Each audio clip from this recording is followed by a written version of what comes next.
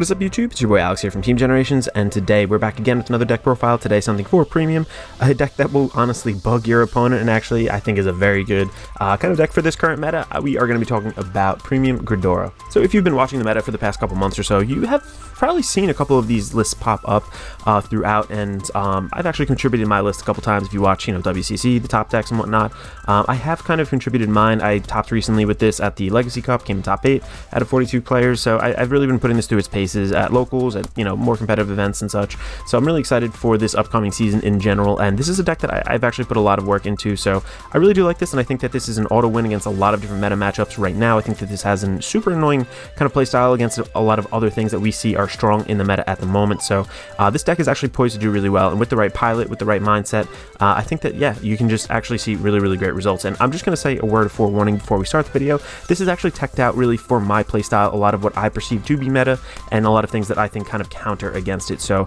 without further ado, let's hop into the deck profile, and then I'll just kind of walk through the G zone at the end. Alright, before we begin, I just wanted to quickly mention that if you are interested in purchasing any of the cards you see here today, we do have a TCG Player affiliate link down in the description below. You can shop that link, it's absolutely no cost to you. Help support the channel, thank you in advance. If you are enjoying the content, make sure to leave a like on this video, possibly consider subscribing to the channel. Definitely appreciate it, helps me out a whole lot. So with all that out of the way, let's begin. Kicking it off with the grade 3s over here for our deck profile. As you just saw, obviously, we are still going to be running the V Gredora, so this is good in a lot of different situations, times where you're not afraid to ride up when you think it is the right call. Against a lot of decks, that is actually the case. You shouldn't be afraid, because you can kind of get like a Mordred turn out of this, and what I mean by that is 5 attacks, very low commitment overall, not a ton of resources to kind of go and do that. You basically call out a grade 3, we're going to go over in just a minute, but also you allow yourself to kind of cradle and control the game, especially if they rushed you down. In the situation where they did that, you shouldn't be afraid to kind of ride up into this, especially if you've gone first. You basically put a cradle on, counterblast 1, you put 2 cradles on your opponent's rear guards.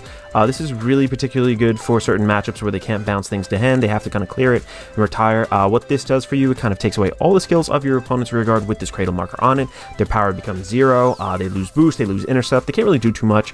I will say though, if they have a way of just like boosting their power, for example, I put this on a grade 2 in the front row, it becomes a 0 power. If they boost it by 20, it's still going to be a 20k attacker that just has the ability to attack you, so it's not, deleting their power infinitely. They have to assign power to it somehow through skills or triggers and so on and so forth. But when the opponent's unit does get retired with the cradle marker on it, you go search your deck for that same exact grade of the unit that did get retired. So, for example, if they retire a grade 1, you go search your deck for a grade 1 as well, allowing us to really get pretty techie. Because a lot of the really good decks right now do actually want to rush you down, and the cradle marker kind of helps you get around that and kind of control some aspects of it. So I definitely believe the cradle marker has to be involved in any like decent Megacolony deck at the moment, but that's really not all we have up our sleeve, because I still believe the G Gredora is pretty good. This guy over here, what it kind of allows us to do, auto on Vanguard Circle once per turn when this guy's placed on Van, or when you stride, you can pay the cost, and if you do, choose a column. Your opponent cannot call units to that column until the during the next turn. So essentially you call this down, CB1, or get strode upon, CB1, boom, you locked out a column. This is extremely good in 2 different matchups.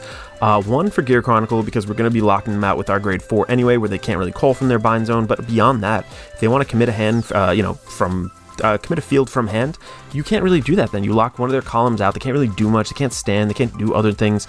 This really helps kind of throttle that matchup, and this deck, honestly, the way it's built, should be an auto win against Steam Maidens, just 100%. It's really a walk in the park, and personally, I've seen tons of them. I've really gone on this rampage against them, so I think this card is definitely the sauce to kind of guarantee that win almost. There are other ways you can kind of get around it too. I'm not saying my build is the end all be all, but I personally really like this. Secondly, over here too, at the expense of a Soul Blast, you can countercharge for GB1 at the beginning of your ride phase. So if you're on this Soul Blast 1, you can countercharge, force your opponent to also counterblast 1. I would say soul management is a big thing in this deck, so if you are trying to plan for a defensive turn, just be careful of that overall. You could overcommit, and times where you're ready to kill, that's when you kind of use that skill. So that's all I'll kind of say about that. Next up over here too, I know this was kind of being played previously, but I still think this is good for 2 reasons. I'm actually still including 2 Shield Fishers over here. So really quick, this is an 18k base. This is from Overdress. It has that Persona ride. Not that we really want to necessarily go into it too much, but overall, if you have to, it could be a good alternate choice, and it is actually a pretty good beater. It's continuous skill on Van or rear. If you call the rear guard only from hand this turn, this guy cannot attack, but we have other ways of calling units, either from the drop, from the deck, different various ways to kind of get this guy live. I'll say you don't want to ride into this the majority of the time unless you have the attack set up. You never really want to ride up and not be able to attack, even if you think that, your opponent's gonna going to get you the game some other way, or, you know, kind of close you out. I would say it's really tough if you can't swing with this, so just be careful of that. And then lastly, super important card for the deck, Strong Toxin Mutant Hell-Demise. So you can see I'm running a lot of 2s over here, just a heads up. Like, we do have ways to recycle units back into deck, I just want to say that. So you're running 2, but you still don't have just like a really low amount in deck in general. But this guy essentially, when placed, choose one of your opponent's rear guards, rest it, and then stand one of your rear guards. That's not a cost to rest your opponent's thing, so like you can just call this down. If you have nothing to kind of rest, that's fine. You still stand one of your rear guards. You do as much of the skill as possible, and its second skill, all your opponent's rear guards in the back row of the same column of this unit cannot stand during his or her stand phase. So this is really good because A, on the ride-up turn, we kind of get the Mordred effect that Guy was saying. You get 5 attacks out of it in general. Also, during your grade 4 turns, you can basically be negging your opponent's power, and we'll go into that later in the G-Zone, but just allowing multi-attacks when your opponent's power is kind of negated or kind of set to 0, 3, 2, whatever it is, even in the negative numbers. This guy is super impactful and helps you with that multi-attack in a very big way. So I personally like this. I think this is a really great card. Definitely need to be running it. I think 2 of is the sweet spot. Any less than that would be just way too little. Any more than that, it starts to get a little clunky and you don't always use it the way you intend. So that is my personal lineup for grade 3. Very happy with it overall. Kind of lets you to have a lot of versatility, allowing you to go into a great number of different decks and really just having a game plan for almost everything. So I'm happy with that, and that's kind of where I've landed at. Again, suit your deck to your needs, and if you think you want to change something, totally go for it. Vulgar Mutant Stamping Red is our first grade 2 over here, getting into our grade 2 lineup. This guy is a promo card. I think it was reprinted also. It comes in like a triple rare version from one of the Festival collection sets or the V-Clan collection sets. I'm sorry.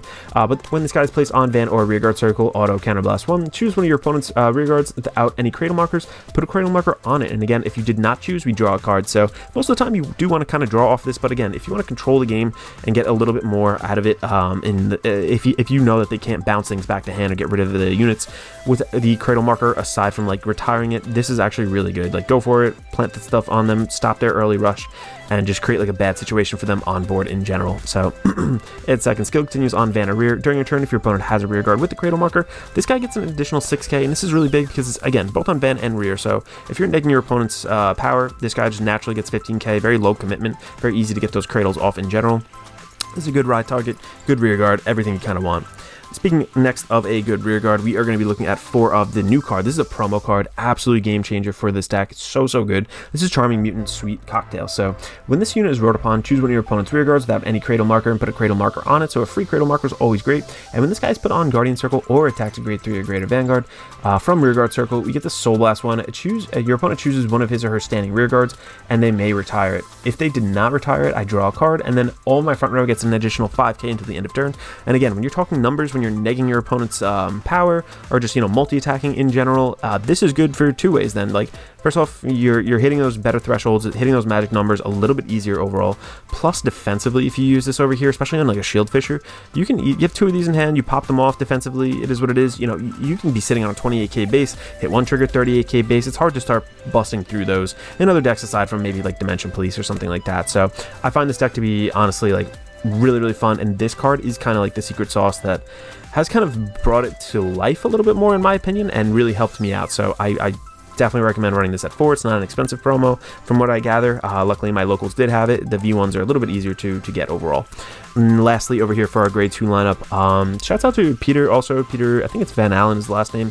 He's Chad Thunderstruck on Twitter, basically the Bugs God. I was talking to him at the Legacy Cup and he kind of turned me on to this card. I was running something else in the 1-of slot, but this is actually a really good card because of the Shield Fisher and some other things, but this is Megacolony Battler S. So when this unit is placed on Rearguard Circle, we get to Soul Blast 1. Your opponent chooses a card from their hand, calls it to Rearguard as rest, and the called unit cannot stand during the stand phase, and your opponent cannot. Their auto abilities do not activate from this call. Secondly, it's act and drop once per turn. If your opponent has no standing Rearguards, we get to discard a card from our hand and then call this unit to an open Rearguard Circle, and then Soul Charge 1. So Soul is actually a huge issue in this deck and in general. So if you're able to Soul Charge, even for the cost of ditching something from your hand, it's fine. You can then take that card from your hand, put it back into your deck, and actually fuel yourself a little bit more. So this actually does a whole lot for us. This is like self-fulfilling with its own cost. If you have extra soul, go for it too. Like it's really actually such a good card, and we have problems getting like bodies on board for our initial assault, I feel like sometimes, so this could actually be a really good substitute, and I've been enjoying playing this. I think this definitely deserves a spot in the deck. Even at a 1-of, you kind of see it over and over unless it gets bound out or something like that, so I personally really do like it. Next up, getting into our grade 1, starting off just with the order, I personally am running the Elementaria. Sanctitude, again, cradle something with a grade 1, you go pop this out. I know it's an expensive card, but if you have one, you know, swap it between your decks, do whatever you got to do. I think that it is so necessary in this deck, especially when you can kind of go search it out with those cradles. Next up, we have a lot of choices for our grade 3, so we have to kind of be able to search them. I did exclude this for a while, and I think it was fine. You don't have to run this, I'll say. We are running a lot of grade 1s, so you can kind of cut this, but I think the option and the ability to search, kind of get the grade 3s that you're looking for, is very important. So we are running the top 5 searcher in New Face Mutant, Little Dorcas. Next up over here to arguably the most important grade 1, really the lifeblood, I feel like, of the grade 1 lineup, and more or less the deck in more than one way. Mutant Gentleman High Class Moth. So I believe this has gotten reprinted once or twice. I think it's been like the Clan Collection 1, then I think a later Clan Collection, but overall continues in deck and in soul. This is regarded as a grade 3, so this actually is a grade 3 call target. You can go get off of your V Gredora or your G Gredora for your grade 4. So just a heads up for that. You can set up for next turn and use its act ability on rearguard circle. Rest this unit, put a normal unit from your drop onto the bottom of your deck, countercharge 1, choose one of your opponent's rearguards. That unit cannot intercept until the end of turn. This ability may only be used with a card with the same name once per turn. So on demand, put something back into your deck so you can go call it back out, and countercharge does everything we want to do.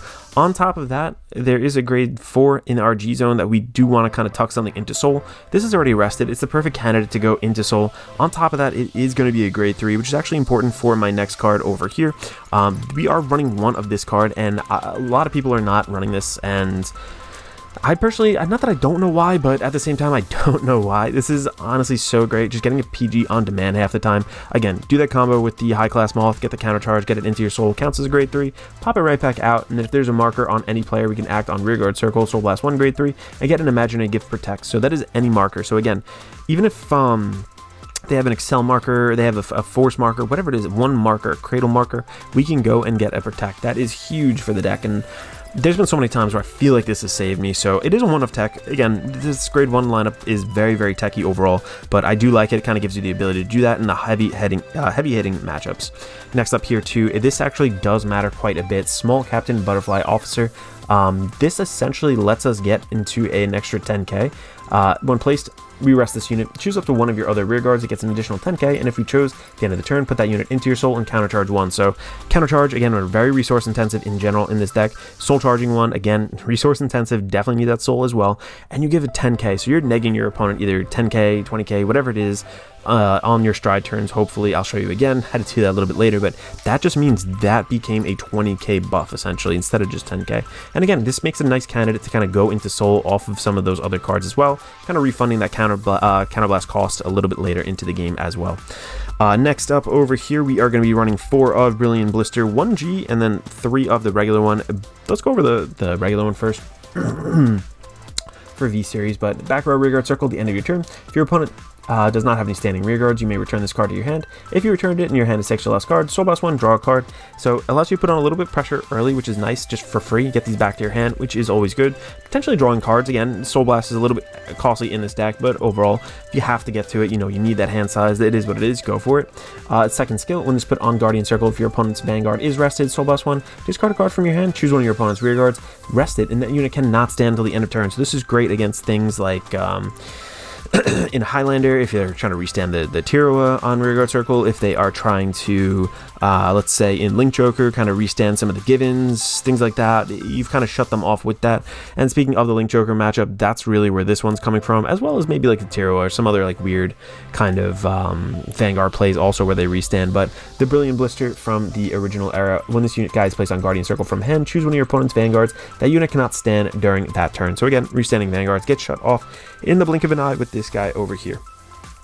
Lastly, the last couple cards for the grade 1 lineup. I think I'm going to replace this one with the other grade 1 that kind of does something similar. But when this unit is placed on van or rear guard circle, discard a card from your hand, draw a card, and if the card that you discarded was a grade 3 for this cost, choose one of your opponent's rear guards without any cradle markers and put a cradle marker on it. So drawing your card, helping you extend, putting your cradle marker, helping you control the game at any stage of the game is pretty big in my opinion, so I do actually kind of like that. Again, it's not a counterblast or a soul blast, and paired up with the high class moth, you can take a grade 3 that was dead in your hand, put it back into your deck, make it a live call target for your grade 3 Vanguard or your grade 4 Vanguard. So essentially really helps in a lot of different ways. And then lastly, this is pretty unique. Again, a lot of people not really running it.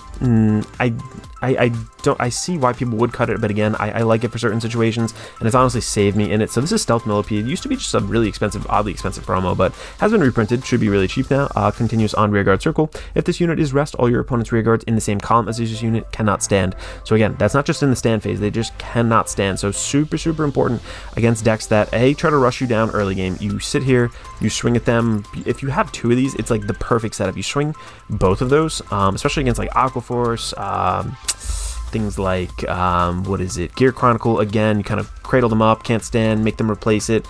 You swing under with a 7k body most of the time, so if you're willing to commit, they become like soak targets where people kind of target this instead of targeting your Vanguard, or B, you kind of control the game, stop a lot of the early rush that Aquaforce or other kind of, I guess, spammy decks kind of give you a little bit early on into the game. So in general, I really like it for that. And the countercharge threat is pretty good too, makes your opponent think. A lot of people aren't used to making those kind of decisions, but auto on rearguard circle when it's attack or the attack that it boosted hits, put this into your soul and countercharge 1. So again, countercharge, soul charge, really good for the deck in general.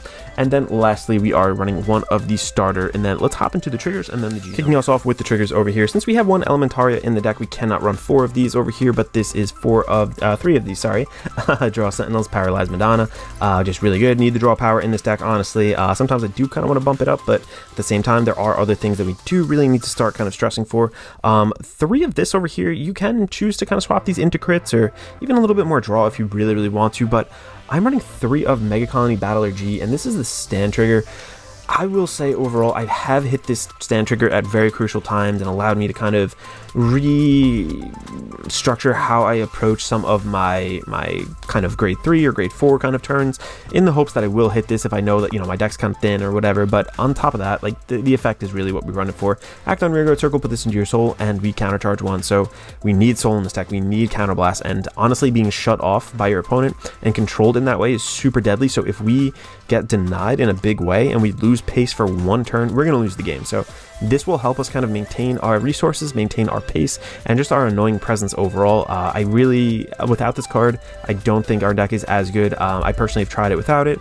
It's okay. I think that with this card over here, it kind of is add just like a whole new layer of annoyance, and like our opponent really can't counter us the way that they want to by counter starving us sometimes. So just a heads up for that. And then next over here, we do have an over trigger.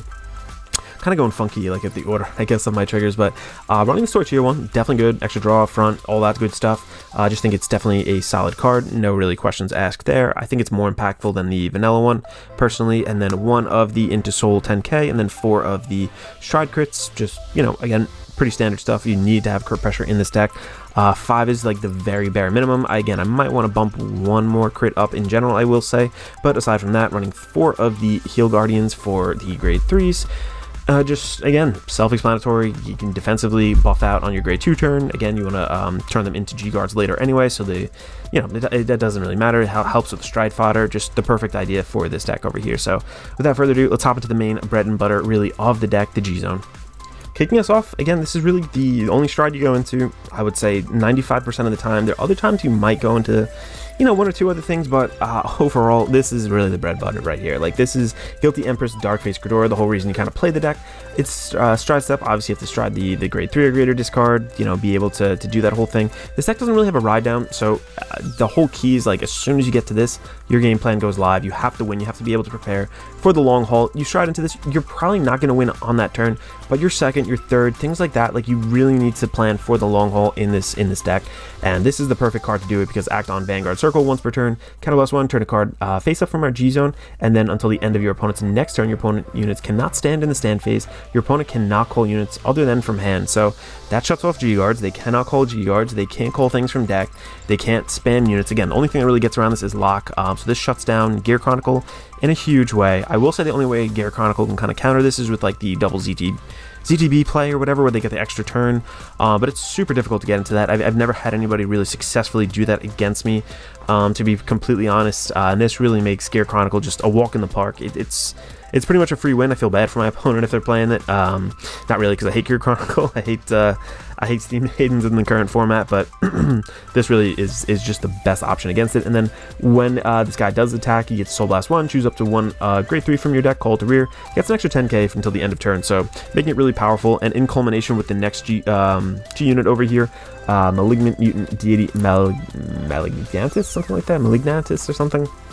It's just super lethal. So that 10k that it does get from the call, on top of this guy's skill, act on the Vanguard Circle or G-Zone. If this unit's on your Vanguard Circle, this cost may be played with turn a card from your G-Zone face up. This card is face up, we get to Counterblast 1, put a rear guard into your soul, choose one of your opponent's standing rear guards and retire it. If you retired a card, you draw a card, countercharge 1, and then if you did not retire a card, choose one of your opponent's Vanguards. It gets -10 until the end of turn, so things will always be rested. It's pretty much very rare where somebody knows how to play against this and doesn't do that. Even if they do, you can kind of double go into this, kind of neg them, kind of just set up your stun for the next turn. I would suggest always going to Gredora, but there is like the one opportunity. I think I did this once where it kind of worked out, but overall, negging 10 on top of the multi-attack that we're going to get through our grade 4 is just huge. And again, you can activate multiple of these. That's why that grade 0 kind of stand trigger. That's why so many of these counter charges are so good. If you can get off 2 of these, that's really your kill turn. Overall, we do kind of play for the long game, like I said, but this guy is so good and really kind of took the deck and just elevated it to the next level. Next up over here, just a decent option again. It's something you don't typically go into. Again, Gredora is the main bread and butter, like I said, but act on Vanguard Circle, GB2, Counterblast 2, choose a card from your hand, discard it. Opponent cannot call units to his Rearguard Circle until the end of turn, so the next turn. So essentially just locking them out completely. Can't even do it from hand, just cannot call units, stun their board. There's times where you might want to do that if they cleared everything out. They just cannot get anything but a Vanguard swing against you overall, but I personally still think Gredora is the way to go. And then lastly, a card that if you really are trying to farm up and get a little bit more resources, I have gone into this once or twice. It's not the worst thing in the world, but this is one Poison Sickle Mutant Deity Overwhelm. Just a nice option to have. Act on Vanguard Circle, Counterblast 1, choose a card from your G-Zone, turn it face up, and then draw the same number of cards as the number of your opponent's rested rearguards. If the number of your opponent's rested rearguards is 1 or less, this guy gets an extra crit, plus a drive until the end of turn. So again, a resource play here. If they've committed a huge field, you get to draw a whole lot. Could be actually pretty good, draw an extra 5 cards, still get the triple drive, it's 8 cards in hand. Just be careful of the timing of this where you don't deck out later into the game. If not, you can put some decent pressure, but it's really to gain those resources if they've committed a big board, in my opinion. Second skill, continuous GB3, Dark Device, all units get an extra 2k for every face down card in your opponent's damage zone. So buffing your units on top of still being able to maybe use this card in your G zone really puts them in a difficult situation power-wise sometimes. So decent with that. One Zoa can help you close out the game. I'm not really going to go into Zoa's skill. It's just kind of in there. I never really go into it, but it is decent. So again, you don't have to. You can play an extra one of this if you don't want to purchase this card. I don't know how much they are now, but Zaroth Dragons are a little bit more expensive. And then one of the GB8, again, I would probably keep it in here, but you don't have to. This is not really something you go into, but the GB8 continues on Vanguard Circle. All of your opponent's Vanguards and Rearguards lose their auto abilities and they cannot intercept.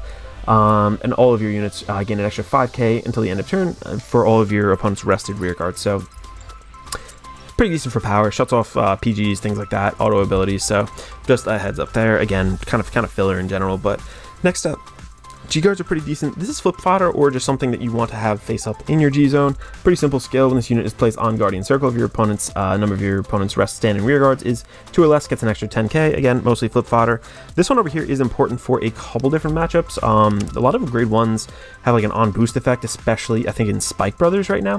So when this placed on Guardian Circle during the battle, your Vanguard was attacked by your opponent's Vanguard. Counterblast 1, rest all of the units in your opponent's back row. This guy gets 5k for every 2 of your opponent's rested rear guards until the end of turn. So really decent overall for that. Great card. This is recently printed for the G-Zone. Blinding Mutant Deity, a Cruel, something like that. Basically, when this guy's put on Guardian Circle, Soul Blast 1, this guy gets the power plus 30k to the shield until the end of battle, and your opponent chooses any number of their rear guards and rests them. This guy gets 10k less for every rear guard that was rested. So, you have the ability to kind of neg your shield here, but puts your opponents in a really bad spot to do that, and sometimes just a huge shield. Again, Soul Blast 1 is pretty big, but overall, still very much worth it.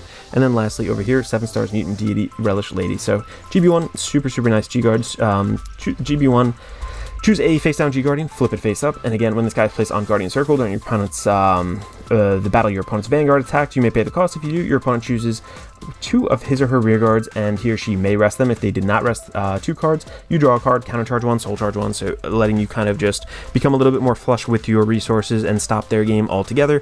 And all in all, just really the whole G Zone is about annoying your opponent and making sure that they can't really play the game in a way that a lot of Vanguard decks don't really focus on. Vanguard decks are very much like play your game, you know, hope you have the shield kind of deal, and I'm very much simplifying it, but this is really kind of like a counterplay deck, so you have to approach it in that method. You have to really start and like know your opponent's matchup, know your opponent's deck, and I think that this is the thinking man's deck. If you like to think, if you want to really like lock your opponent, make them think even harder, this is just a great deck to do it. Really good deck for the meta right now. And if you guys are enjoying the content, like I say, make sure to leave a like on the video. I've tested this deck a whole lot, put a whole lot into this, so let me know down too in the comments below. Let me know your you know, ideas, deck lists, things like that you're rocking for a Megacolony, any changes that you would make. I've kind of maybe more or less settled on this, but I love reading your comments like that. So thank you guys so much. I appreciate you guys watching. If you guys have any questions, let me know down below. This is Alex from Team Generation signing out.